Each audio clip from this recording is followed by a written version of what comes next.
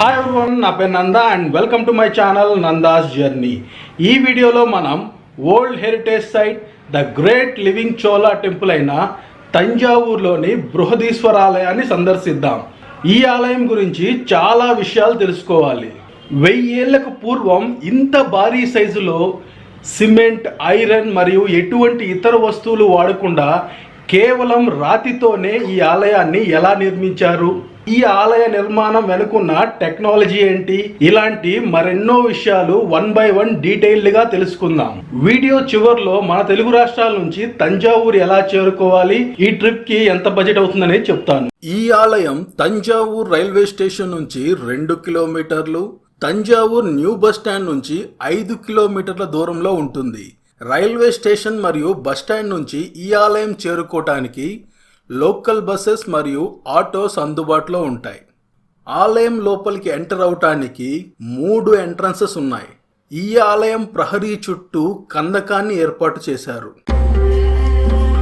First మనం enter అయ్యేది Maratha entrance. తంజావూర్ని చివరిగా పాలించిన మరాఠా రాజులు ఈ ఎంట్రన్స్ ని నిర్మించారు. వావ్, ఈ ఎంట్రన్సే ఇంత గ్రాండియర్ గా ఉందంటే లోపల ఆలయం ఇంకెంత గొప్పగా ఉంటుందో. ఇది సెకండ్ ఎంట్రన్స్. దీనిని కేరళాంతకన్ తిరువసల్ అని పిలుస్తారు. రాజరాజ చోళ ఆ కాలంలో తన ప్రధాన ప్రత్యర్థి అయిన చేరాస్ పై యుద్ధంలో గెలిచినందుకు చిహ్నంగా దీన్ని నిర్మించాడు. ఇదే మెయిన్ ఎంట్రన్స్. ఈ ఆలయం నిర్మించిన సమయంలో నిర్మించిన పురాతన ఎంట్రన్స్ ఇది. దీనిని రాజరాజన్ తిరువసల్ అని పిలుస్తారు. దీనిపై చెక్కిన శిల్పాలు చాలా అద్భుతంగా ఉన్నాయి. ముఖ్యంగా శివపార్వతుల కళ్యాణ ఘట్టాన్ని చాలా అద్భుతంగా చిత్రీకరించారు. రండి ఇప్పుడు లోపలికి వెళ్దాం. నార్మల్గా బ్యాగ్స్ ని లోపలికి అలౌ చేయరు. మన బ్యాగ్స్ మరియు చెప్పల్స్ ఉంచడానికి బయట లాకర్స్ అందుబాటులో ఉన్నాయి. కాకపోతే ఇప్పుడు కోవిడ్ వల్ల లాకర్ సర్వీస్ క్లోజ్ చేశారు. అందుకే ఇప్పుడు బ్యాగ్స్ తో వెళ్లే వారిని పూర్తిగా చెక్ చేసి లోపలికి పంపిస్తున్నారు. ఈ ఆలయం లోపలికి ఎంటర్ అవుతుంటే ఒక పెద్ద రాజ్యంలోకి ఎంటర్ అవుతున్న ఫీలింగ్ కలుగుతుంది.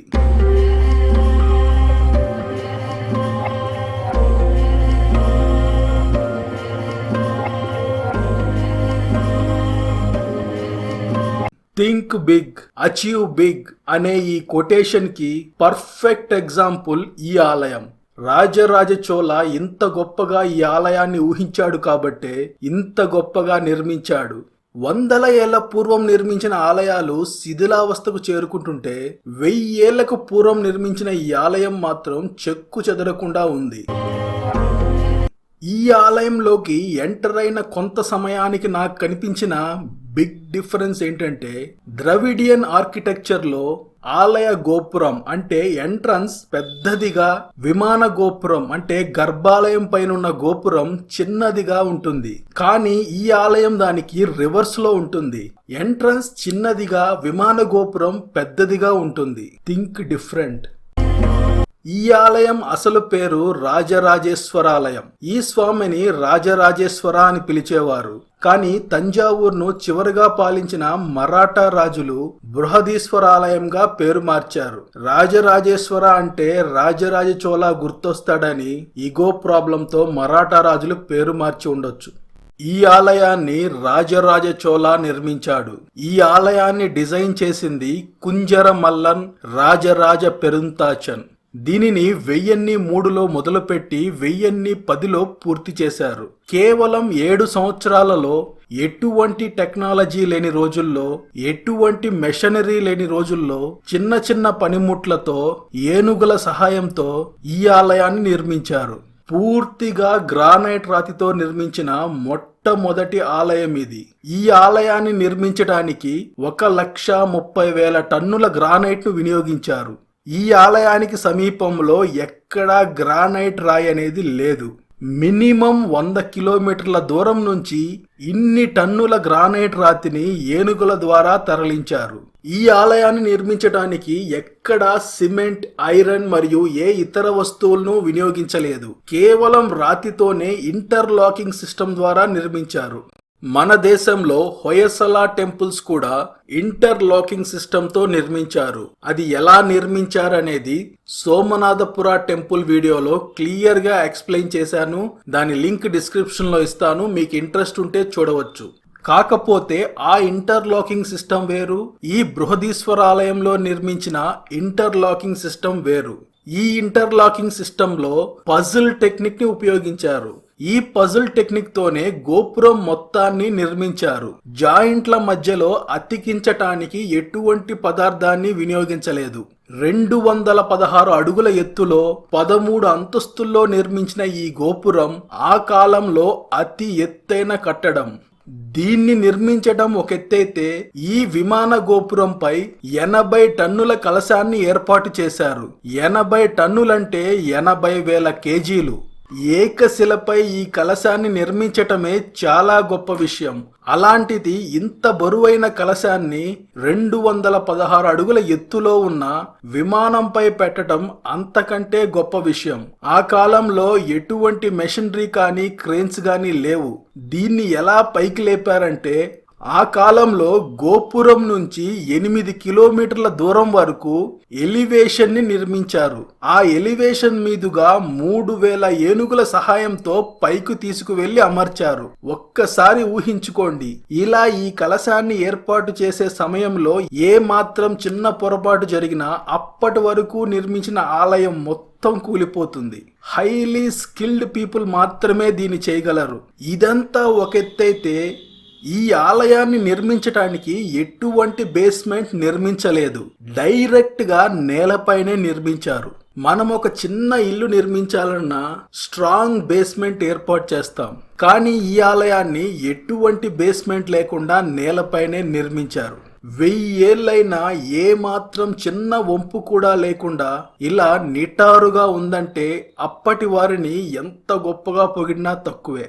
ఈ ఆలయానికి ఉన్న మరో ప్రత్యేకత ఏంటంటే ఆలయ గోపురం యొక్క నీడ ఈ పరిసర ప్రాంతాల్లో ఎక్కడా కనిపించదు. ఈ ఆలయానికి మరో హైలైట్ ఈ ద్వారపాలకులు. ఇలాంటి ద్వారపాలకుల విగ్రహాలు ఆలయం మొత్తం మీద 16 ఉన్నాయి. ఈ ఆలయాన్ని ఒక్క ఫ్రేమ్లో చూపించలేము. ఒక్కసారి ఈ ఆలయ పరిసరాలు మొత్తం ఎలా ఉంటాయో చూద్దాం రండి.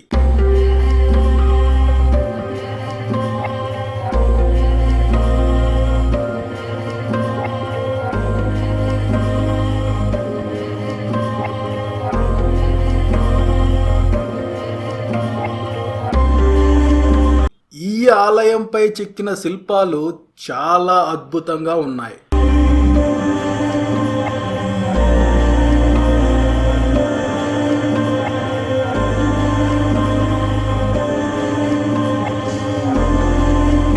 ఈ ఆలయం చుట్టూ ఇలాంటి శివలింగాలు 250 ఉన్నాయి. 1954లో మొదటిసారిగా 1000 రూపాయల నోటు ముద్రించినప్పుడు ఈ ఆలయ చిహ్నాన్ని దానిపై ముద్రించారు. 1975లో ఇందిరాగాంధీ ఆ నోట్లను డిమానిటైజ్ చేశారు. 2010లో ఈ ఆలయం నిర్మించిన 1000 ఏళ్లు పూర్తయినందున ఆర్బీఐ వాళ్ళు 5 రూపాయల కాయిన్ పై ఈ ఆలయ చిహ్నాన్ని ముద్రించారు. అదే విధంగా స్పెషల్ ఎడిషన్ గా 1000 రూపాయల కాయిన్ ని ఈ ఆలయ చిహ్నంతో రిలీజ్ చేశారు. అంతేకాకుండా ఇండియన్ పోస్ట్ ఆఫీస్ వారు ఈ ఆలయ చిహ్నంతో స్టాంపులు రిలీజ్ చేశారు. మెయిన్ ఆలయం లోపలికి వెళ్లే ముందు నంది విగ్రహాన్ని సందర్శిద్దాం రండి. ఈ ఆలయానికి తగినట్టే నంది మండపంను కూడా చాలా పెద్దదిగా నిర్మించారు. ఇందులోని నంది విగ్రహం ప్రపంచంలోని 2వ అతి పెద్ద నంది విగ్రహం. మొదటిది లేపాక్షిలో ఉందని మీ అందరికీ తెలిసే ఉంటుంది. ఈ నంది విగ్రహాన్ని 13 అడుగుల ఎత్తు 16 అడుగుల వెడల్పుతో ఏకశిలపై నిర్మించారు. దీని బరువు 20 టన్నులుంటుంది. చాలా అద్భుతంగా ఉంది కదా. ఈ మండపం సీలింగ్ పై వేసిన పెయింటింగ్స్ చాలా బ్యూటిఫుల్ గా ఉన్నాయి.